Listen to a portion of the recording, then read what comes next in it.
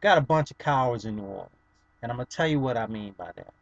We got people who are too comfortable, afraid to lose whatever they got, whatever they think they got, because they don't want to point out some wrongs or some definite injustice that's taking place in our city with some of the weakest people and some of the less well-off people and some of the less powered people in our community.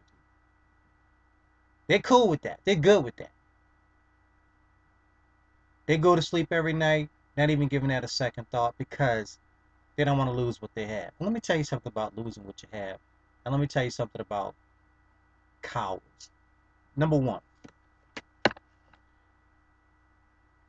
and by the way, this is a quote from, let me say this. This is a quote from William Shakespeare. And I usually don't even quote William Shakespeare because I got some issues with William Shakespeare too. But anyway, I think on this one particular item, he kind of hit it on the head. This is a quote from William Shakespeare's Julius Caesar, Act 2, Scene 2. It starts, quote, "Cowards die many times before their deaths. The valiant never taste of death but once. Of all the wonders that I yet have heard, it seems to me most strange that men should fear, seeing that death, a necessary end, will come when it will come." Unquote. William Shakespeare, Julius Caesar, Act 2, Scene 2. Now, the old bard, Billy Shakespeare, he hit it on the head with that. Because you see, a coward dies a whole lot of deaths before the final death that we all have to visit. Or at least death will visit us. And I talked about this a little bit before on a couple other programs. But you see, if you're a true man and if you're a true woman, as he used the word valiant, he says the valiant, which means, steadfast in heart, strong, willing to persevere and willing to move forward, and most importantly, willing to sacrifice for something that is believed to be right, correct, in defense of something that is unjust. We got too many cowards in New Orleans who look the other way and won't step up and say something because they're afraid to lose something. And what are they afraid to lose?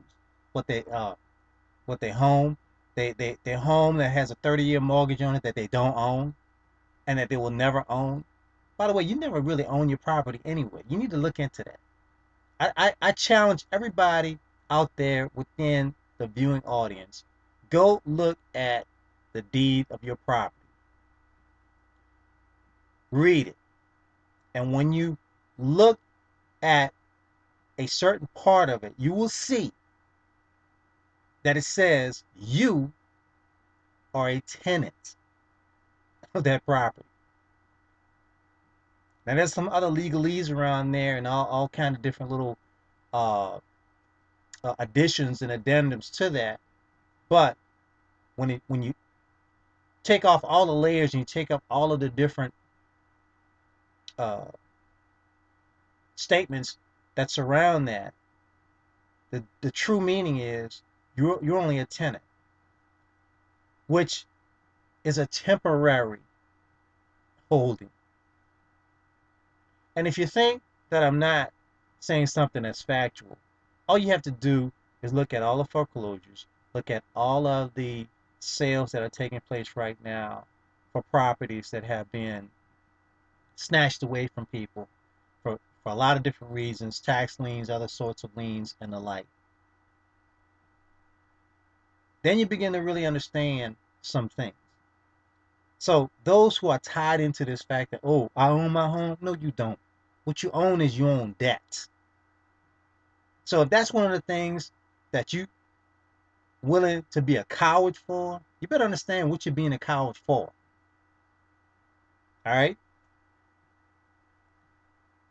Now, it goes deeper than that, but that's the bottom line of it.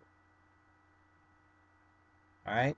And even if you have paid off that, some people might say, oh, well, I done paid off my mortgage. I don't even have to pay no more house note. Yeah. Well, let me tell you something, sir or madam, Mr. Intelligentsia. Miss, miss a tax bill or any other type of requirement that the governments and the quasi governments and quasi institutions of power put on you pertaining to that particular piece of property, and then you will see just how much you do on it. Then you will see the reality of it.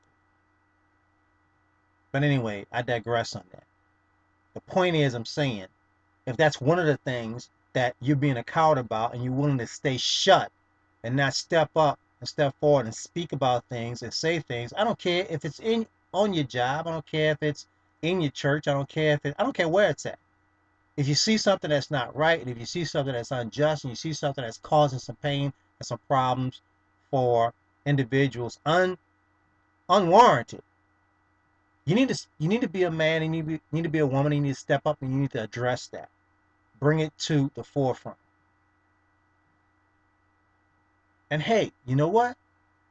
If you lose something for it, so what? You lose something for it. Because I have as of yet to see anybody take any of the crap that people go through all the stress, anxiety, pain, blood, sweat, and tears for, drop that in that 6-foot hole they put you in once you're dead.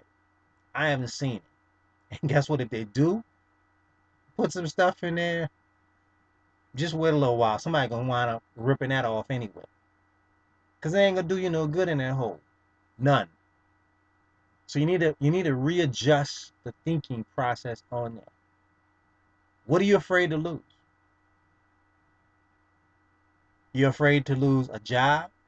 Well, the first thing you got to ask yourself is about losing a job. Number one.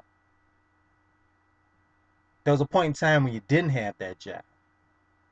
There was a point in your life that you had to apply for that job because you were doing something else. You were somewhere else in your life. So you didn't have that job. So just like you reached out to get that job, then you reach out to get another one. If just so happens that you lose that job because you stand up for something that's right and is correct, and you know it's just in your heart. Just say what you have to say and do what you have to do. Based upon what you are observing and seeing needs to be addressed. And you know in your heart it needs to be addressed, but you're being what? You're being a coward. You're being a coward, and you don't want to lose the petty things that you have. You follow me? The other thing, all right, friends, if you're going to say something that's correct and the proper thing to say and the proper thing to address in a proper manner, and you lose a friend for it, you didn't have a friend in the first place. Okay? That wasn't your friend in the first place. That was just someone who was an acquaintance who happened to call you a friend because it was convenient. So if you bring something out and you bring a particular perspective, whether it's about them or not about them, whether it's about something they may believe or they may think, and you bring it out because you know something is not right with it, and you want it addressed and you speak up on it, and if they drop you as a friend because you do that, they wasn't your friend in the first place. So if you're worried about losing that, as a matter of fact, that's a good way to test to see if you got some real friends. Say some stuff that you know is going to irritate some people because it needs to be addressed, it needs to be pointed out, it needs to be talked about and changed. If that person still hangs with you at that point, that's a true test of that person really being your friend for all the right reasons and not for all the wrong reasons. You know, we got to get a little bit more smart about how we conduct ourselves and how we look at the approach of what we do in our day to day and all the things that impact us on a society level. with all the different levels of society.